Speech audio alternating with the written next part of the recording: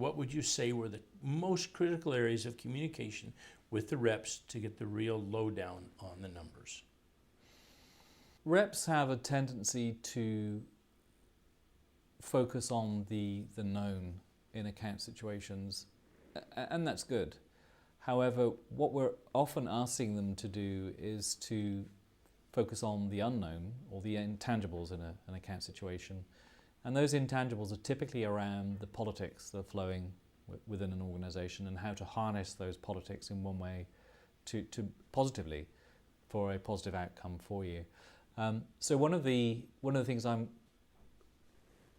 I do care about is making sure that there is more than one lens on the business.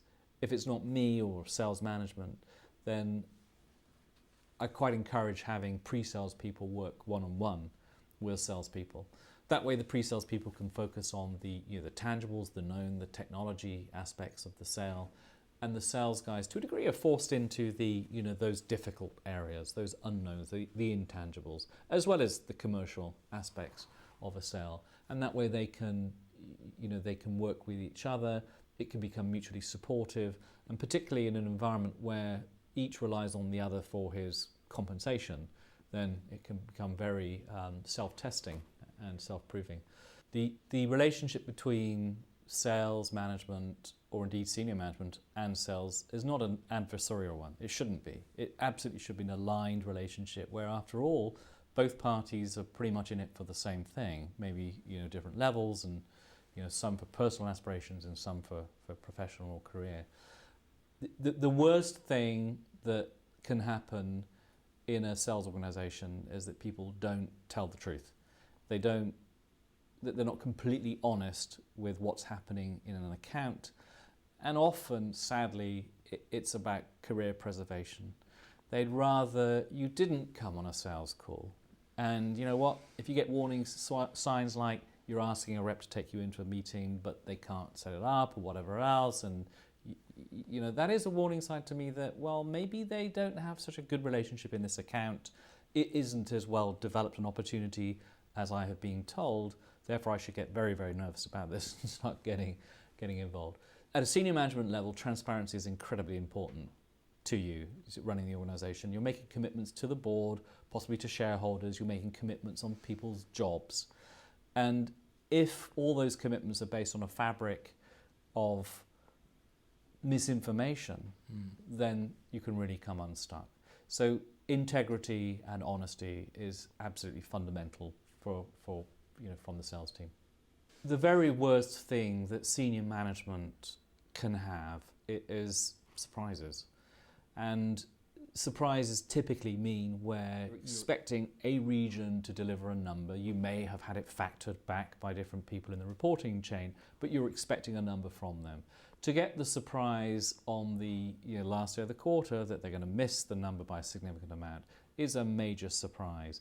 Much, much better to have that assessment period, that alignment of expectations way before that, so that management already know and can already manage the process that comes off of it, what the number's going to be.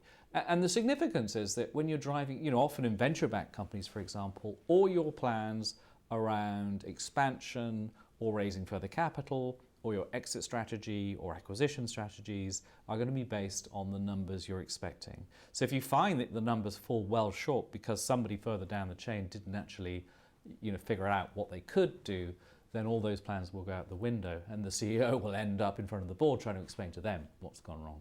I wonder if you found this, that some salespeople don't really realize the importance of their forecast. As you said earlier, it talks about build issues. It talks about commits to the other parts of the company, to investors, to whomever.